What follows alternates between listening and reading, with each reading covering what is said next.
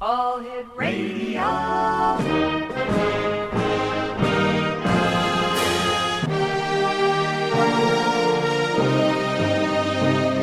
Welcome to the X Zone, a place where fact is fiction and fiction is reality. Now, here's your host, Rob McConnell.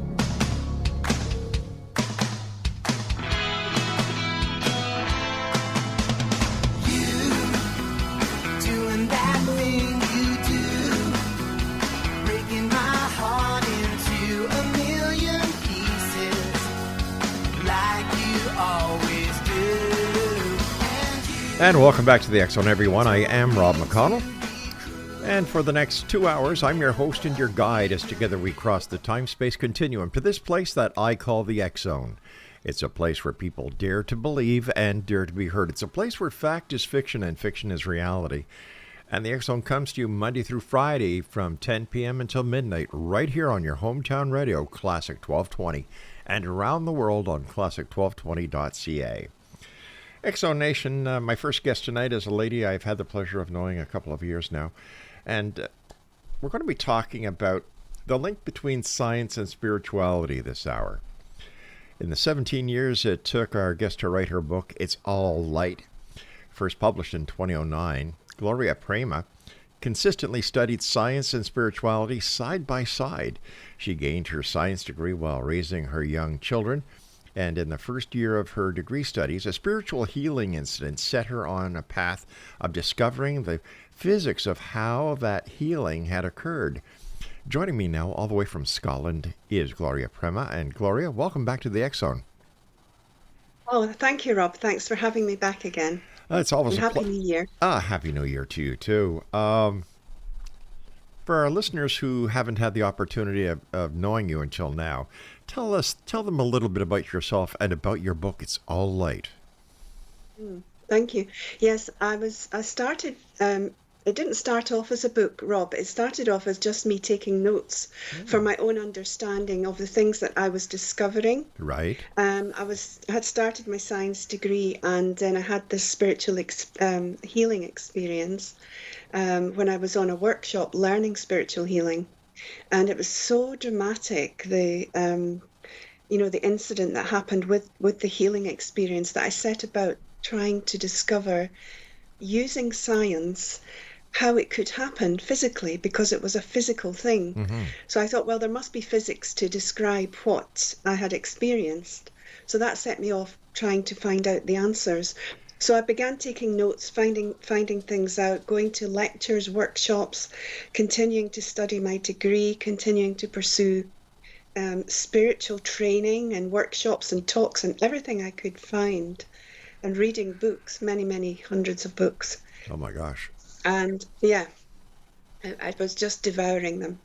And it was about 17, 18 years later when I realized I actually had a complete theory of science and spirituality. I could use science to explain the spiritual phenomena that I was discovering and experiencing. So at that point, I decided to, make it a book. And then I also got the name of the book from a dream, actually, which I'd had many years previously and had forgotten all about it. And then when I was thinking, what shall I call it? Because up till then I was calling it an essay on the physics of consciousness, which is really what it is. But then I remembered this dream I'd had years back, and in the dream it was I had received a lesson on light. And the conclusion of the dream was, it's all light. And so then I decided to use that as the title of the book, because that's really what it's saying. Now, so that's how it all came about. All right. Now, you said you had a spiritual healing. Can you tell us what that healing was and what a profound difference it made in your life?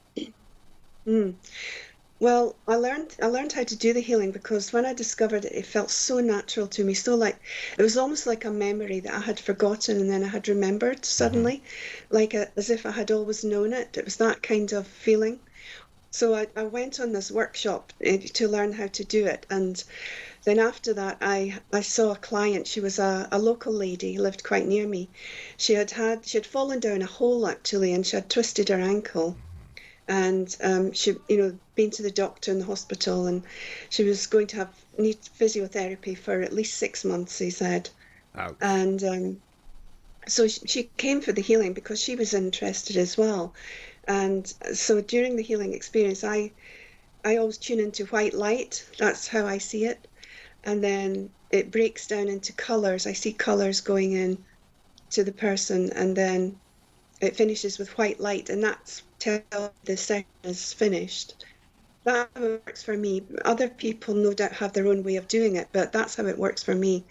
Anyway, I did this, and she didn't feel anything in particular at the time, but the next morning she called me and she said during the night she'd been awake with terrible pain in the foot, but she said in the morning when she woke up, it was like completely healed, as if Wow. it hadn't even happened.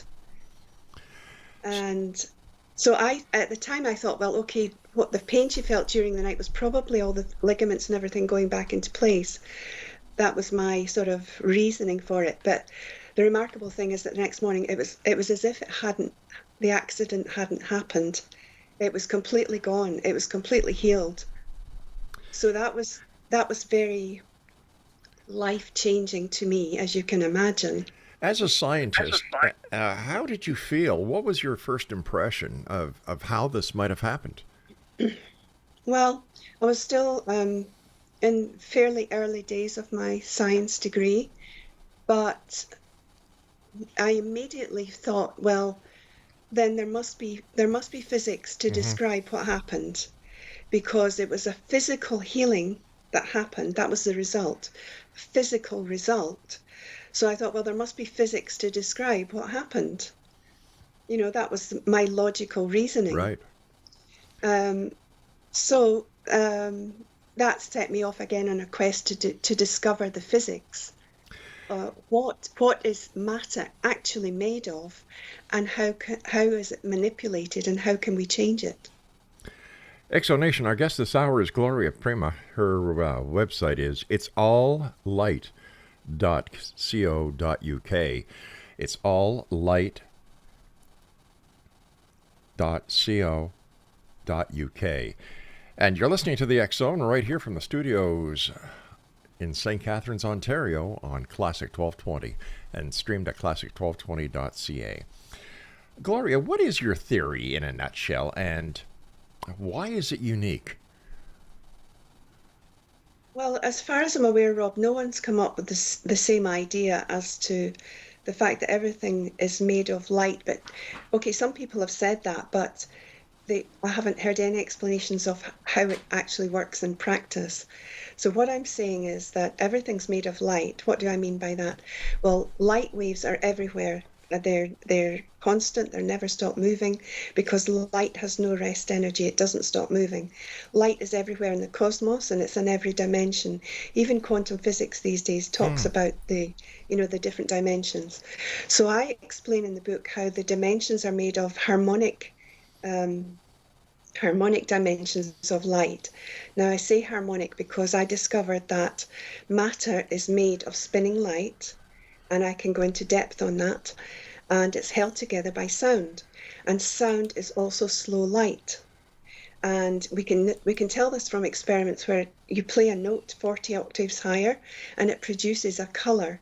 So that means that sound is slow light, which means it's all light as well. Now, when the key piece that I discovered that put everything together for me was when I discovered vortex motion, the vortex principle. And this was an idea that was popular in physics in the 19th century, actually. Lord Kelvin, who's known as the father of thermodynamics, Yes. And his colleagues at the time believed there were two fundamental forces in the universe, which was waves and vortices. So the waves being light waves, the vortices being spinning motion, spiraling motion. The natural motion of light waves is spiraling, so that's spiraling along because they're in constant motion. Now, what I'm saying, and I think is what's unique about my theory, is that when the light waves encounter a sound template, they take their place in the template. They have no choice but take their place in the template, because the sound compels the construction of form. And we know this from experiments like cymatic experiments, for example, which there's lots of videos on YouTube that people can look up where you can see these experiments. And I did them myself in a lab, where you basically take a metal plate, scatter something on it like powder or sand, attach a frequency generator to the plate, and immediately a pattern forms, beautiful geometric patterns. And you can do this three-dimensionally as well, with forms and shapes, and they're constantly moving. And these experiments have been done since the 1950s, actually. So we can prove that sound compels the construction of form. So what I'm saying is these sound templates are everywhere in the universe, because, ancient yogic philosophies talk about the universe being like an orchestra, a harmony. All the sounds are contained within it. And I learned all of this from my spiritual studies. I studied the ageless wisdom teachings, the esoteric philosophy it's also known as, which talks about the universe being like a giant orchestra, and all the forms, all the sounds rather, are contained within the one overall harmony, which some people call Om, that's said to contain all the sounds within it. Anyway, so these sounds are throughout the universe, and the light waves are there at the same time, spiraling along, because they're ubiquitous and they never stop moving.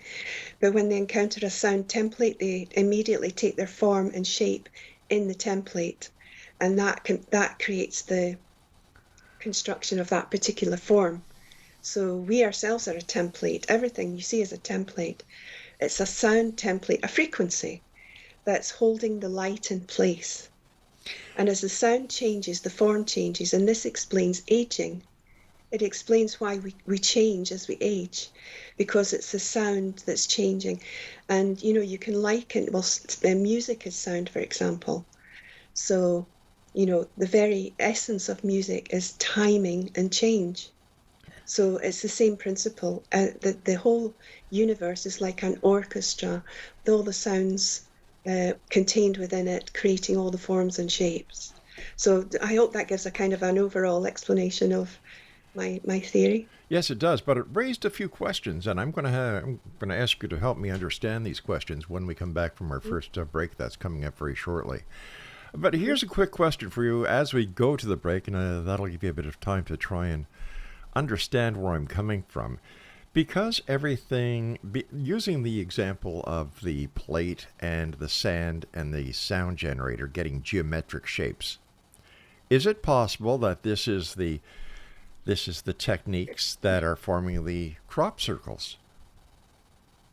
Yes, I believe so. I actually studied these. I actually went down to Wiltshire in England, way back in 2002, 2003. And these patterns, Rob, have been continuing since then. Really? They haven't stopped. And everyone is different. And there's a season, like during the growing season, when the crops are growing, these patterns form in the fields. Not just Wiltshire, but that's quite known as quite a sacred area. But all over the world, actually, they've been discovered. Right. And You I and I think it's the have to same take a break, principle. Gloria, so please stand by. Yeah, X Zone sure. Nation, this is the X Zone, and we're coming to you from our broadcast center and studios in St. Catharines, Ontario, Canada, on Classic 1220 and around the world on classic1220.ca. And Gloria, Prema, and I will be back on the other side of this sounding commercial as we make geometric shapes on our way out to our break. Don't go away.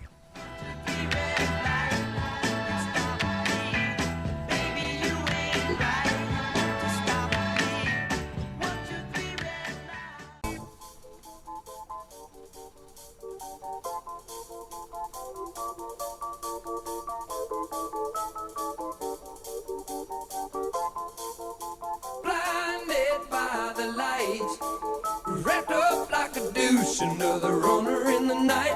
Blinded by the light, wrapped up like a douche, another runner in the night. Blinded by the light. Exonation, welcome back. The topic for tonight's first hour is the link between science and spirituality. Our guest is Gloria PREMA, and her website is www.itsalllight.co.uk. All right, before we went to the break, I said I had a couple of questions for you because of the explanation that you gave us on your theory. Now, you were saying that we age because of sound? Well, I wouldn't put it quite like that, Rob. It's the sound explains the aging phenomena, I believe. You know, if you consider that matter is held together by sound made from light, but we experience change physically. Yes. So age, for example. So that can be explained by the sound template, because sound, like music, has change built within it from the changing frequencies, timing and change, as with any piece of music. Changes the sound, which changes the template, which changes the form. If it's that simple, why can we not reverse it and use sound to make us younger again? Yes, well, I mean, this, if you think about it, I think this is going to be one of the discoveries of the future, because we've not really thought about it that way before. But if we think about it that way, then yes, I mean, it possibly we could reverse aging, or at least stay younger, you know, stop aging so quickly, just by adjusting our sound. And I think sometimes we do it without knowing. For example, by meditation, by certain health practices, we're actually changing our frequency when we do those things. So what we're talking about here is not finding the fountain of youth, but what we're talking about is cellular regeneration. Yes, because the cells themselves are held together by a sound. And when you look at the templates, the morphic resonance fields or cymatic fields, they're geometric patterns. They have sounds within sounds. So the higher frequencies contain more fields within the template. And you can see this. It's obvious to see it when you see the template. The higher the frequency, the more fields within that template. So there's sounds within sounds. And so that means in the body, each cell, every part of the body has a sound associated with it. And so when we do certain practices like eat certain foods, or not eat other foods, or, you know, have lots of sunlight, or, you know, all the things that keep us healthy, all of it is light anyway, and has a frequency, because light is frequency. So if we have healthy practices, food, etc., exercise, that in turn changes the cell, how the shape of the cell, how healthy the cell is. I don't know I hope I'm explaining it well, but it basically all comes down to, we're made of a sound template which contains frequencies within frequencies, and depending on what we do in our lives, what we do physically, what we think, what we do emotionally, all of that changes our frequency. And that in turn changes the template. So it means we age faster or age slower. And maybe at some point, and I think at some point in the future, we'll discover how to have optimum frequency, which can slow down the aging process. Right now, do we know what the frequencies are? No, I don't, but I think some people are working on it. I think it's going to be the medicine of the future. I think, you know, now, I mean, we're seeing, and I've said this for a number of years, that sound and light are going to be the medicine of the future. But it's already beginning to happen, because, you know, there's various therapies now you can do that are using light. Yes. There are light wands and things like that. And spiritual healing, actually, the healing practices, Reiki is another one. Therapeutic touch, I think it's called in America. but it's similar things, like you're basically using light frequencies to heal. So we have it now, but I think it's going to be much more common practice, and there'll be more technologies coming that are using light and sound. And I think that's going to be the medicine of the future. How would you say that matter is constructed of light? Can you give us some examples of that? Hmm. It's the template, the morphic resonance template is holding the matter in place. So, for example, um, there's some examples of this in history. In the 1950s, an electrical engineer, Harold Saxton Burr, was doing experiments with seeds and seedlings, eggs, that type of things, and he found that there was a type of electrical field around the seed, around the egg, and the egg and the seed grew into the shape of this field that was in existence. That was a morphic resonance field that he picked up. He was able to detect it. Right. Also in the 1960s, Vogel, his name was, I forget his first name, Vogel. He was working with IBM using liquid crystals technology, and he also discovered a similar field around crystals. He discovered that this field was made of sound frequency. It was in existence, and the crystal grew into the shape of the sound field. So that's a perfect example of these morphic resonance fields being in existence, and the matter takes shape according to the field. So these have already been done in the 50s and 60s. They were early examples of proving this, this technology and this fact that this is what matter is made of. Does your theory shed any light or give any credence to theories that there are other dimensions? Yes, I did. Well, we know quantum physics is now talking about 11 dimensions. I think there are possibly many more, but that's yet to be proven. But I liken them to harmonic dimensions. As I say, if sound and light are all light, then if sound, we know that sound is harmonic. Mm-hmm. So that would mean that light is also harmonic, which means that there are levels to it.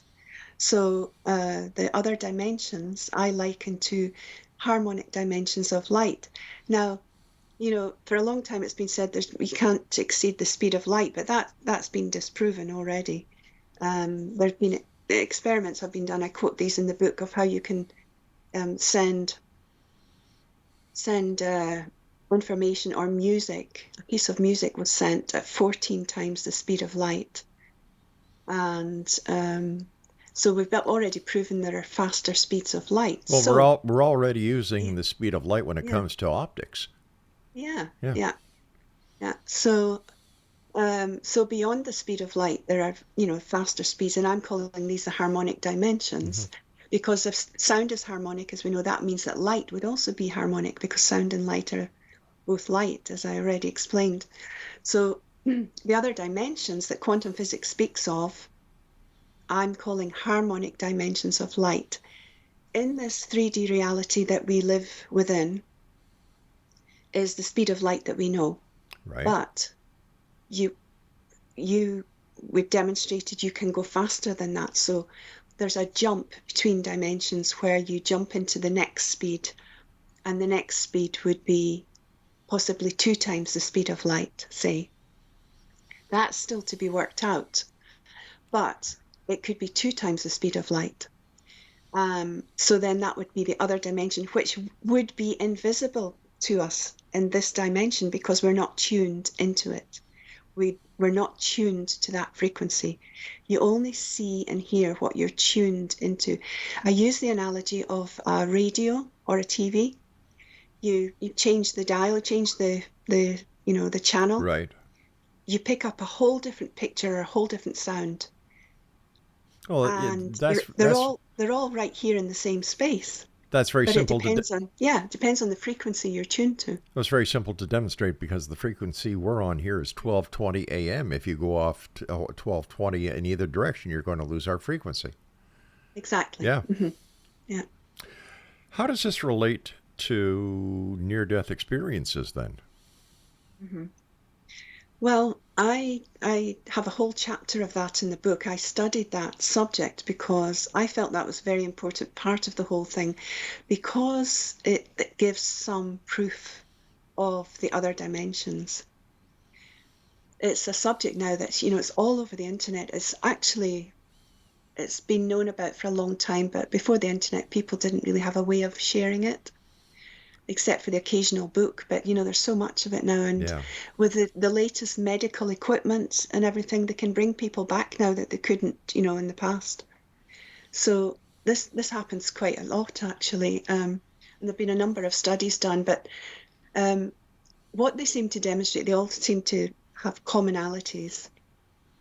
The person passes over, and they immediately find themselves usually above their body.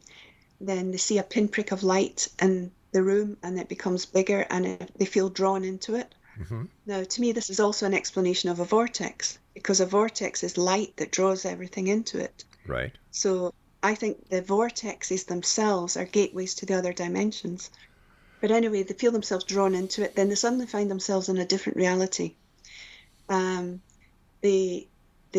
reality they find themselves in, and this is very common, they come back and they say the same thing, that the other reality is reality. This reality is the dream. This is very commonly reported. I know it's reported, but can it be proven? Mm-hmm. Well, there is some proof actually of the fact that these people are having this experience. And the one I quote in the book, I found very fascinating. And a lady who had brain surgery, she wasn't really expected to live through it, to something like a 12% chance of recovery. But anyway, she did come back, and she had a near-death experience. And she left her body as soon as had a brain aneurysm, so they had to open her skull. As soon as they started to open her skull, she popped out of her body. She was immediately above the surgeon. Mm-hmm. She saw everything that happened. She heard everything that was said. And then after a while, she felt herself drawn into the light, and then found herself on the other, this other place where she met relatives who were deceased. But she said they were looking so healthy, and this is also commonly reported. Right. People look so young and healthy on the other side. It's just, and they never want to come back. That's the other commonality, because it's so beautiful and perfect, and a place of perfect love. They never want to come back, but they're often told they have to come back because they may have some unfinished work. Anyway, this is what she was told. Well, But we have to take coming it. back, We have coming to back. hold Sorry, on, Gloria. just- Gloria. We've got to take another break here, so please hold on. okay. We're going to continue the story about the lady who came back after her near-death experience. Gloria PREMA is our special guest. Her website is itsalllight.co.uk, and we'll be back on the other side of this break as we continue talking about near-death experiences, It's All Light, multiple dimensions, and much more here in the X Zone. Because this is a place where people dare to believe and dare to be heard, Monday through Friday from 10 p.m. Eastern until midnight, right here from our studios in St. Catharines, Ontario, Canada on Classic 1220 and around the world on classic1220.ca. Don't go away. By the light, wrapped up like a douche, another runner in the night, blinded by the light, wrapped up like a douche, another runner in the night, blinded by the light.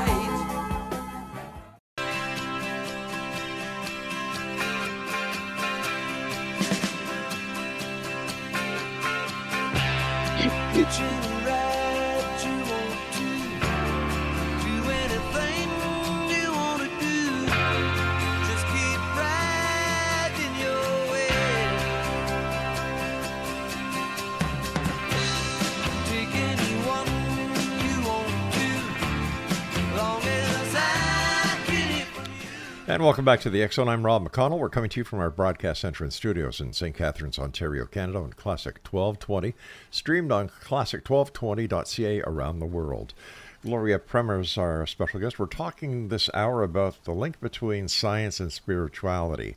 And Gloria, before we went to the break, you were just going to tell us about this lady who had brain aneurysm. As soon as they started the operation, she popped out of her body. She was watching overhead, saw what the surgeon was doing, had a typical out-of-body experience, came back, and what happened once she came back? Hi, Rob. Yes, she started to speak about what had happened to her when she was in deep anesthesia, Right. and she told them everything that had happened in the operating room, the things that were said between the surgeons, the nurses, the doctors. She explained in detail the instruments that were used on her, and they investigated this because she couldn't possibly have known these things. At the time when she saw these things, she was in deep anesthesia. Her body had been cooled, to very low temperature. Right. She had, her eyes were covered. She had devices in her ears that emitted a signal, and so she couldn't have seen or heard anything.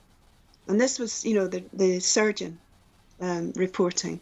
She couldn't possibly have seen or heard anything, but she described everything in detail because she said she saw it from above. Everything they did, everything they said. So, they took it seriously. And I actually saw this on a documentary many, many years ago. But it was a fascinating study. But since then, I've come across lots and lots of studies that have been done that have shown that this is a very common experience. And there were actually some surgeons who did a study into this. Dr. Pim van Lommel of Holland and Dr. Sam Parney of London. They were doing a study into this. But there have been other studies as well, in many, many, many cases around the world, reporting the same things. Now, have you yourself interviewed anybody who's had a near-death experience? I haven't, Rob. No, I haven't. I've just investigated all the cases that I have come across. But as I say, there's so many now, and the stories are so common, like commonalities throughout all of them.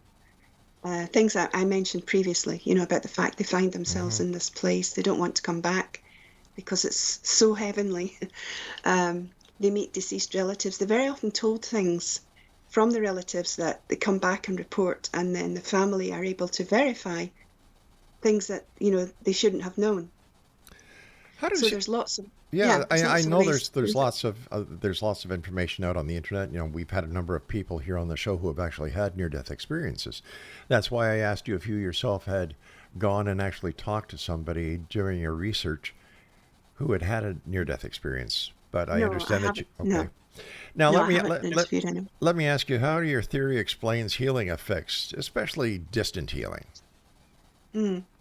Well, as I explain in the book, everything is light. It's everywhere, and light is ubiquitous.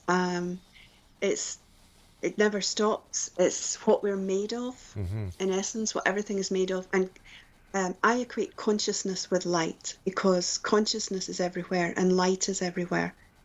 And when you send healing, for example, what you're doing is you're making an intention.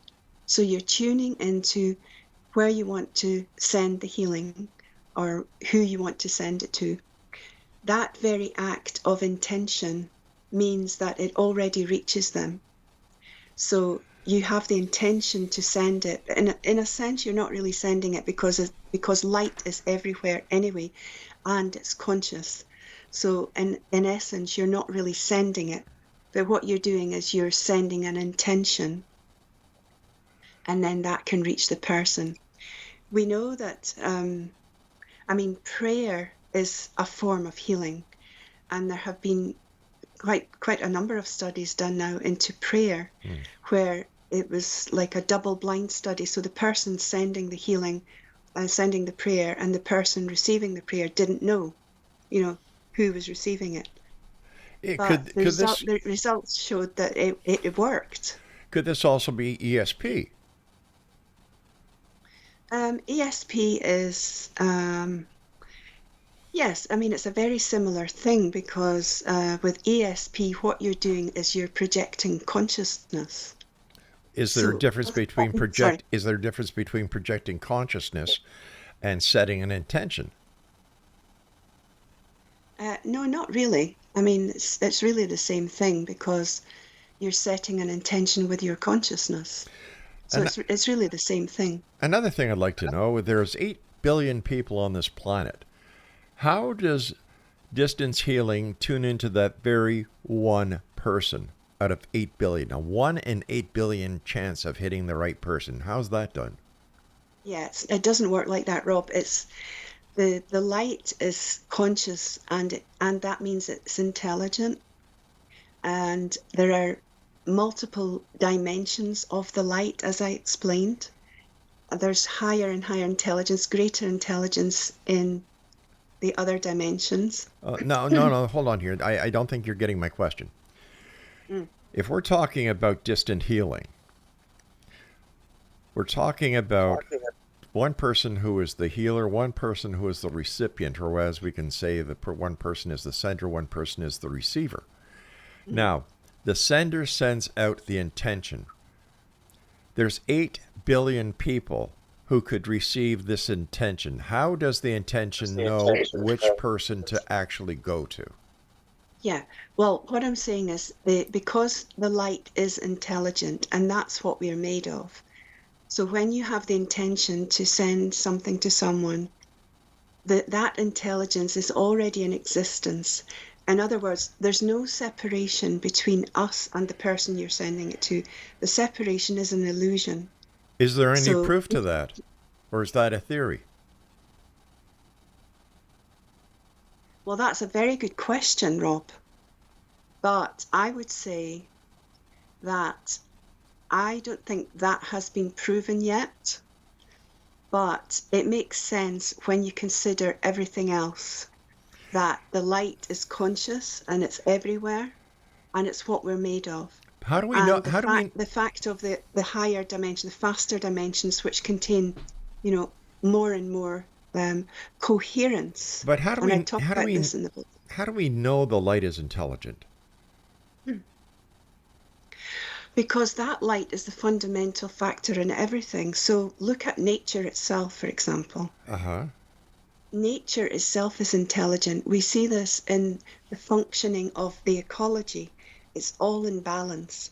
The way plants grow, the way animals grow, the way we grow, the way that whole life comes from a seed or an egg. It forms into a perfect being. That's an intelligence. It has to be intelligent. We can see it in the plant kingdom. You get plants that open up and make themselves look like an insect so that an actual insect will come and land on them and fertilize it. That's an intelligence. So we see it everywhere in nature. It's everywhere. Right. We ourselves are intelligent. I understand that. I understand that. But how do we know and how can we prove that light itself is intelligent? Or is this a theory? Because it's what fundamentally everything is made of. Now, once again, is this a theory or has this been scientifically proven? Okay. Well, okay. I would say no. Well. Let me put it this way. Okay. So, as I describe in the book, the particles of matter, the atoms are made of spinning light. Right. Now, going back to the vortex theory of the 1900s, they accepted this in science, that the vortices were particles of spinning light. So this is my theory as well, that particles are made of spinning light because spinning creates inertia of the particle. Spinning creates inertia. And the particles, are spinning around and around. So the spinning explains that. So spinning light creates particles. So I've lost the thread of the question now. Sorry. My question was, you're saying that that light is intelligent. Oh yes. And I was asking if this is a theory or is this an established scientific fact? Yeah. Yeah, no, well, the particles are made of the spinning light, right? So we know that the light is everywhere. And the fact that life itself is intelligent and we have intelligence, everything is intelligent because Go on. that, and it's all made of light. So therefore it must have intelligence. It must be intelligent. Now, how do you prove that? I think that's what you're asking. Yes, But yeah. the very fact that yes, yeah, the very fact that we have this intelligence and we see it in nature, the seasons, the growth, everything there's an intelligence behind that. But we understand the Now maybe, science. We understand the science behind the seasons. We understand the science when it comes to human growth. We understand the scientific reasons for the reason certain flowers, change their appearance to attract insects and so on. We understand that, and nowhere in the books I've read or the science that I've taken has it ever been said that light is intelligence. I think it's because there isn't a general understanding that everything is made of light.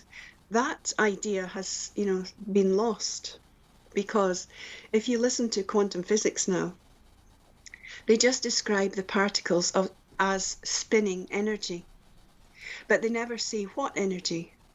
What energy? Energy is a very, it doesn't explain what kind of energy. There's several types of energy. But if you consider it's light, because, as I say, light never stops moving. Light So never stops moving. it never Okay. stops moving, and its natural motion is spiraling. And when a spiral cannot go forward because it's encountered a sound template, which remember compels the construction of form, so it can't go forward. So what it does, because it has to keep moving, it spins in on itself. And this is what creates the spinning particle, which science says is spinning energy. I'm saying spinning light, because light never stops moving. So that's my main argument for why particles are made of light. Okay, stand by. Well, you and I have to take our final break for this hour, dears. Exonation, our guest this hour is GLORIA PREMA. Her website is It's All Light, right? I'm sorry, it's alllight.co.uk. It's alllight.co.uk. And we'll be back on the other side of this break as we wrap up this hour here in the X Zone as we come to you from our broadcast center and studios in St. Catharines, Ontario, Canada on Classic 1220, which is your hometown radio, and around the world on classic1220.ca. If you'd like to send me an email, it's very simple, xzone@classic1220.ca. And we'll both be back as we wrap up this hour. And the X Zone will continue after the news at the top of the hour. So we have 15 more minutes with our guest. We go to a break and then another hour here on the X Zone. I'm Rob McConnell. Whatever you do, don't go away. We'll be back very shortly.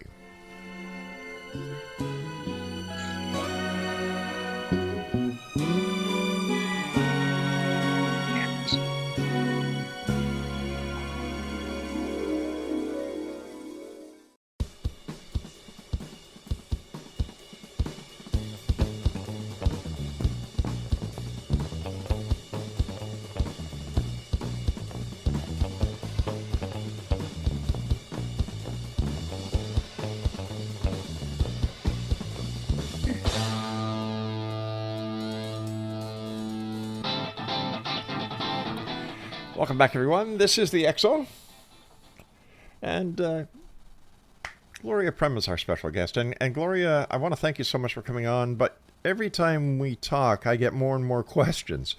When you're saying that light is intelligent and that light never stops, how do we explain when it's dark and there is no light?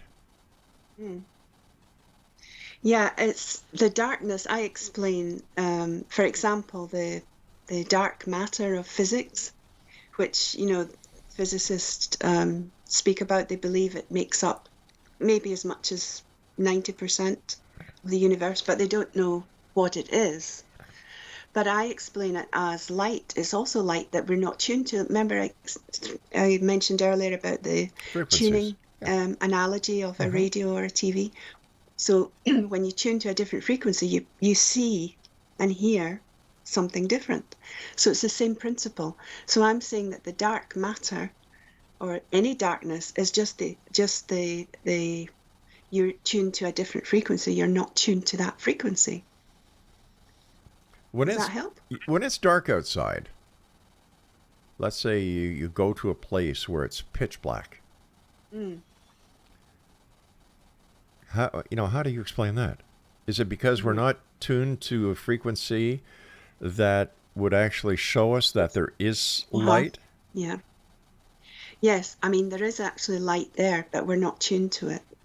So we have, in this dimension, we have the sun rising and setting. So we have light and dark.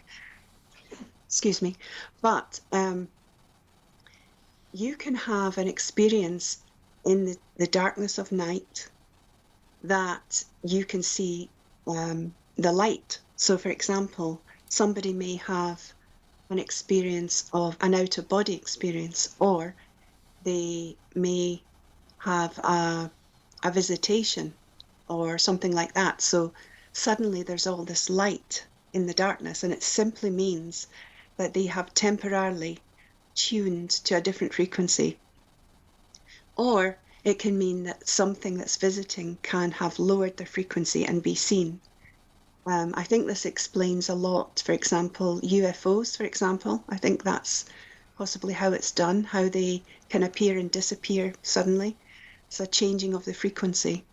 But yes, even the darkness has light. And in fact, I give an example of an experiment in the book about that very thing, where they did experiments with growing vegetables in darkness, and they hooked up the growing medium by the means of a copper wire up to outside the dark room, outside in daylight, and they found that the vegetables grew in complete darkness, and they worked out that the light was being transferred down the copper wire into the vegetables. I mean, I know it's hard to believe, but this was an experiment that was done. So the light is ubiquitous, but depending on what you're tuned to. So our night and day is what we're tuned to in this dimension. But within that night and day, you can have an experience of your frequency being adjusted, where you would see light of another dimension. Does that explain? It explains, but I find it hard to accept, especially when you say light travels through copper wire, because if that was the case, we wouldn't need fiber optic. Well, there are many things that have been discovered that we don't have in the world today, but there's various reasons for that. Sometimes they're withheld for various reasons. So where do you think this science is going to be taking us in the future? Well, I think, it's just, there's so much happening now. A lot of science has been held back by various groups. Excuse me. Sure. For example, I talk in the book as well about the 0-point energy, which is really the other dimensions. And there have been technologies around the world that have been built, have been investigated, where they need a small amount of energy to get them going, but once they're going, they then run on this free energy, and it's pulling energy from another dimension. So they've already been built, but that technology has been held back. Who's holding it back? Forces. Well, as you may imagine, the energy companies. And I think there are sources behind that as well that have held back a lot of inventions. There have been cars that have been built that run on water, and the scientists their labs were raided, shut down, and some of them disappeared. Oh, this has happened, Rob, throughout history. Lots of things like that have happened. There's a lot of technologies that we could be in a very different place now if they hadn't been held back. So I don't talk about all of them in the book, but I do talk about the 0 point technology because I knew a scientist who traveled the world investigating these machines, and he was able to prove that yes, they do exist, that they were, even some countries were having some support from their governments, India and Japan, for example, but then it all went quiet. We haven't heard any more about it. So, But if yeah, this technology does exist, why isn't your friend who has the evidence that this really does exist blow it sky high and get the information out there so it can't be denied? yeah, he did actually. He wrote several books on it, and he's passed away now. But he was a NASA scientist, and he wrote several books revealing this, and other people have also. But it's the same old thing. Why do the public not hear about it? You have to dig. I mean, it's out there, the books are available, etc., but most people don't know what to look for or haven't heard about it. But you must agree that there's a lot of information out there that is nothing else but misinformation. Oh yeah, that happens a lot So as well. how is the public, who's not a scientist, who doesn't have a science degree, know where to look, know what to look for, or even know that free energy or 0 point energy actually does exist? Yeah, well, hopefully shows like yours, Rob, will help to enlighten people. I certainly do hope yeah, so. yeah. Have you always been a conspiracy theorist or a cover-up? Do you believe that the governments of the world are suppressing information for their own personal gain? Yeah, I don't really like labels, conspiracy theories and things like that, Right. because it tends to be used in ways that are not very helpful sometimes by some people. But I just came across these things through my studies, actually through my investigations and through meeting people. The scientist I mentioned, I met him at a workshop, actually. I did a workshop here in Scotland, in Findhorn, years ago, many years ago. And that's where I met him. And he was touring the world doing talks. When you open yourself up to wanting to know more, wanting to know how things work, then you're led, you seek out knowledge through books or workshops or talks, or somebody might mention something to you, Mm-hmm. and that sets you off on a path. And that's what happened to me. It was like a snowball effect. I mean, one book led to another book, led to a talk, led to a workshop. That was what it was like for all those years. I just couldn't get enough of it. It was all coming to me. There was so much. Yeah. So I think it's a case of, if somebody has like just an inkling, or just, what's this all about, then it may set them off on a path of discovery and education, just wanting to understand how it all works. And then they're led, from one thing to another, and eventually it all comes together. That's what happened for me. As I say, it took a long, long time, but I was able to put all the pieces together of all the things I was learning. What do the members of the scientific community, your colleagues, say about your theories? Well, I don't really interact a lot with them, but when I've that scientist I was telling you about, he had his own journey to go through, and he was it suffered quite a lot, actually, because he was, wanting to know the truth about things, and he discovered things, I think, by accident, but that led him on a path to discover more things, and that can make some people uncomfortable. That can sometimes happen. So it depends on, what you feel is the truth of reality. Mm-hmm. And if there's more to learn than what we encounter in everyday life. And for me, I have a very inquiring mind. Like, I like to know how things work and why they work. And so for me, that was a natural progression of my science degree, if you like, because that gave me the basics of science. But then I was having I had the healing experience. Right. And then that led to other things, discovering other things through books, through other authors. And, it was just a wonderful time. It was just like a great revelation to me. And then eventually I was able to put all the pieces together and discovered a lot along the way. And I discovered amazing work. But it's all available if people look for it. It's actually out there. Yeah, but my question was, what do other members of the scientific community say about your theories? Mm. Well, sorry, I kind of got off track. Yeah, this scientist I was telling you about, yeah, I just had the beginnings of my theory then, and he was supportive. But how about other members of the scientific community? Yeah, well, I don't know a lot of them in my everyday life because I live in a small Scottish community, and I'm not really meeting scientists very much. But and also, you don't always get the chance to speak about your theory. Well, what about the reviews on your book? Well, it's still not really well known because I'm not a marketing expert, but I'm learning marketing now. What I have done, Rob, is I've given talks where I've been invited. Right. I did encounter some scientists at some talks I gave back in the summer. Mm-hmm.